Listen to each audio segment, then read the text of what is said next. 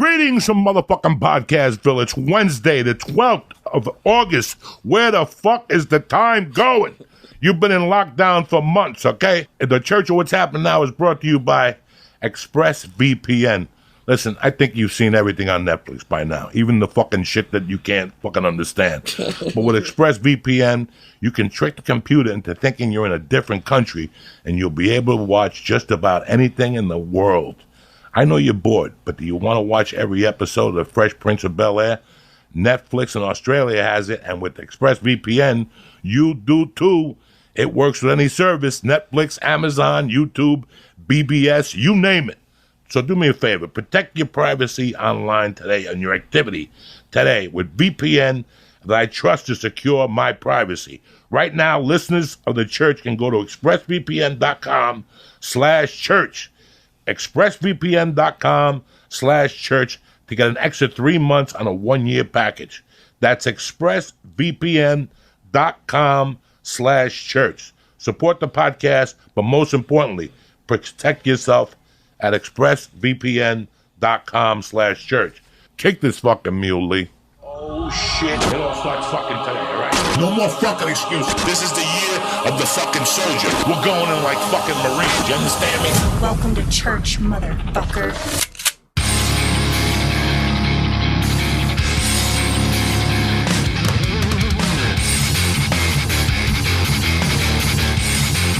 My girl Annie Letterman in the motherfucking house. What's happening, sexy thing? Oh, what's up? I'm going to be a vlogger. I just decided 10 minutes before I got here. Fucking vlogger, okay. Good. How you been, my love? I've been good. How has this thing fucking damaged you at all? It's been a goddamn roller coaster, but I'm on an upswing right now. You look great. I feel good. And you look great, so. I'm enjoying the time off, the forced time off. How long have you been doing comedy? 11 years. And this is the first fucking break. Like, this has been... Well, the longest I took off was recently over Christmas, just because the flights were cheaper. I ended up taking 10 days off. I've never taken more than like 4 days off ever. And I did 10 days with my family to the point where my brother was, he was like, you have to leave my house. Like, everyone's like, it's weird you're still here. The girls went back to school. They were like, why is Auntie still here? So they finally got rid of me. And I made my parents stay too. And my dad and I were talking about it. We're so grateful for that. We're so lucky we had that extra time. It's like we knew or something. So we had this really long, intense, amazing, fun. You know, my brother has a fire pit in the back, so we all sit around. My family smokes, so we get all, everybody's giggly. My dad likes to cure his glaucoma. That's what I What are call you it. hearing from Philadelphia? How is Philadelphia doing as a city? Well, my parents have not left the house. They don't leave. They go on walks. All suited up, and my dad's 79, so he's not fucking around, which I'm so glad. If they were the parents that are out ignoring the whole thing, not believing in masks, I would be having a heart attack. So they haven't been doing much. And then my older brother, he just masks up. He's a salesman, so he goes out a little bit for work here and there. And my sister-in-law works in a hospital. They have her working from home. I don't know. And maybe I'm wrong, but isn't one of your brothers like a Celtics reporter? My twin brother is an Emmy award-winning producer for NBC Sports in Boston. Is he in the bubble? Did they send him to the bubble or no? They didn't send him to the bubble. Oh, that would have been crazy. He's working from home. Oh, okay. But they started doing live shows again, which is hard. I mean, it's hard. Things are getting cut. People, there'll be like scandals. People are like, well, why'd you cut it off there? And like, we're working from our basements. Nobody's planning any of these things. How fucking crazy. I mean... And then the internet is waiting for because everyone's so bored, they're home, so they're watching everything. They're waiting for some sort of slip up or mistake or something that looks unwoke or something, and they wait for things and then they pounce and you're like, we're all just in our basements trying to do our jobs. Everyone's got their kids. My brother's got his daughters upstairs. I feel like every time I go on the internet now, it's like going on OTB. You ever go on OTB, like off-track betting? It's just fucking people arguing. That's what the internet is to me now. Well, I try to go on there in the morning, say what I got to say, post, and I get the fuck out of there. Suck my dick, cocksuckers. Yeah, because if not, I had to say something to somebody a couple weeks. Look, the internet right now should be something you go to for like a half hour. Mm-hmm.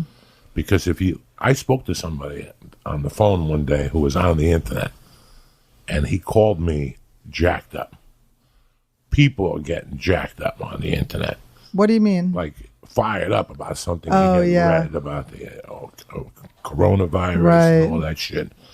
And I tried to tell him, I go, listen, I was hooked on the news for the first month, as we all were. Yeah. You know, ABC World News Tonight isn't the number one watched news because nobody watches the fucking news during the Yeah. coronavirus. We all watched it at 6:30, and we learned about different things until one day I go, look at my position when I'm watching this. Look at my body language. I'm pressed all the way back. You're like I'm fucking like this, and I'm focusing like I gotta go on my left eye because my left eye is stronger than my right eye. So I can kind of tell now that you say it. I catch myself like pushing the TV, and I go, "Stop, Joey! Stop! Look at the position you're in. Look at what you look like." And I go, "That's it." I turned the fucking TV off. So I made a rule. Like after like the first week, I told my wife, "I go, listen, we got to make a rule: no TV in the house for the kid either, Yeah. because if not, we'll all go crazy." So we called it the 6 o'clock. By April 1st, we already had the 6 o'clock rule. No fucking TV Yeah. until 6 o'clock. And even then, don't even put it on until... Then we went to Yeah. the point where don't put it on until after dinner. And I'm the type of motherfucker, I can't watch Jeopardy. Like, once Jeopardy comes on, that means you got to... As comics, as a human, like when I was a kid and my friends, I was staying with the Runnies, his father watched Jeopardy. You know how I The knew? Runnies? Yeah, the last name was the Runnies. Oh, the Runnies. The Runnies. The last Oh my God, your last name's Runnies? Yeah, That's terrible. RUNNE. They're my family. So they took me in The in Runnies, that's so 1981. And whenever Jeopardy was coming on, I remember I was walking past him to go in the shower. It's 7 o'clock. Yeah. You're getting ready. If you're anybody, 7 o'clock, you're getting ready. Yeah, you're not winding You're not down. sitting down watching I fucking do Jeopardy. like to watch a little Wheel of Fortune to get me That's the one afterward. ready to go. That's the one at 7:30. You watch it on, I like That's to when see a I'm little, really fucking suicidal. You're doing it on the way out. If I sit there, like that's what I was doing. I would watch the fucking 6:30 news and be so blown away and so scared that I would actually catch myself sitting there like fucking anxietied out till about 7:40, and I go, "What am I doing with my life?" And I would get up, wash my hands, put the mask on, and go for a ride. Yeah. This is before anything. This is when it was still just quarantine. Everybody wasn't angry. Yeah. This is, Well, that's 3 days. Yeah, But this didn't is- last long. So I figured out all those things. I knew that right away. In the beginning, my anxiety level went right up, and I remember that my doctor. I had a heart appointment. Like Oh, I March- thought you were like, if you had a heart palpitation or something during I this, had a would heart, you not freak I had like the a fuck heart out? appointment like March 28th. Right? I had a heart appointment like March 20th. Like, yeah, doctor's Because we appointment shut right down now. we shut down March 16th. That was the official shutdown. So I had a doctor's appointment like that Thursday that they rescheduled for like 2 weeks later as a visual Zoom. Oh, okay. And when I went on there with him like 2 weeks later, that's when he said to me, "How you feeling?" Blah blah blah blah. And he goes, "How's your anxiety?" I go, "It's horrible." He goes, "I could tell by the look on your face." And once he sent me those fucking things, like I had some at the house. I had a regular prescription from my family doctor, or my heart doctor sent them to me, the baby ones. They Yeah. don't do shit. But I tell you what, I wouldn't eat those to go to sleep, but I would eat those in the daytime to Yeah. keep me together. Like it was bad. Well, The whole month of March, I did edibles. what do you think your... Oh, I'm sure that fucking helped your anxiety, that was dude. terrible. Weed is a sneaky one Oh, my because weed. I God. told you. You asked me if I wanted to smoke, and I'm like, during COVID, if I smoke weed, I feel like I have. Well, COVID. every time I ate an edible, I go like, oh my I god, thought, I'm hard. It's hard to breathe. It's like, yeah, you just took a bong rip, bitch. Rick, bong rip. I'm not high. Bong rip. Yeah, no, the edibles. I started eating the edibles. Last time I went to the store was March 3rd. I already was hip. When I went to Vegas, February 28th, they were already talking about it in Vegas. Vegas was at 50% occupancy. I did not believe any. Like Little Esther. Do you know Little Esther? She's at the Comedy Store. Who?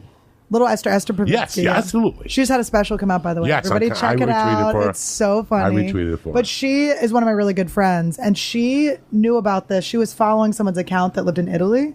So she knew about this way before anyone was talking about it on the news. And she would talk to me about it. She's like, are you scared? I'm like, I'm not fucking scared. Like, what are you talking about? Of course, I'm not scared of shit like that. Like, what are you talking about? And then it got closer. And then that last night at the Comedy Store, I was on the lineup, and I was like, nah, guys, I'm not doing it. It was like that Friday night right before they shut everything down, but we knew it was coming. And I just went, no, I'm not. And I was supposed to be in New York No. March 9th through the 18th. Right. I was supposed to be in New York. So my anxiety started that when I got back from Vegas, I got off stage on a Tuesday was the last time I went down to the store. I did Sam's show, and then on the way out, I could smell it in the air. On a Tuesday night, it's when it's most packed, the hallways, and it was out already. People were talking about COVID, but nobody was practicing shit at the store. Yeah. And I was like, I'm not coming down here. No, yeah, I was like, I'm not I gonna knew do it. that It's not worth Tuesday it. that We I have- wasn't going down there. Weeks before this happened, maybe even the week before, I was watching Joe on stage in the main room, and you know they had just changed the lights in the main room where they made it darker, and it looked so cool. Do you remember? Like, Yeah, right? yeah. So I'm watching Rogan from the side, and I'm seeing how much spit is coming out of his mouth, and I go, oh man, we have a really spitty job. I've never really seen it Yes. with the lights low like That's what that. I mean. I go, wow, this is like a spitty ass job. And then we're in a world where spit is a knife in your throat.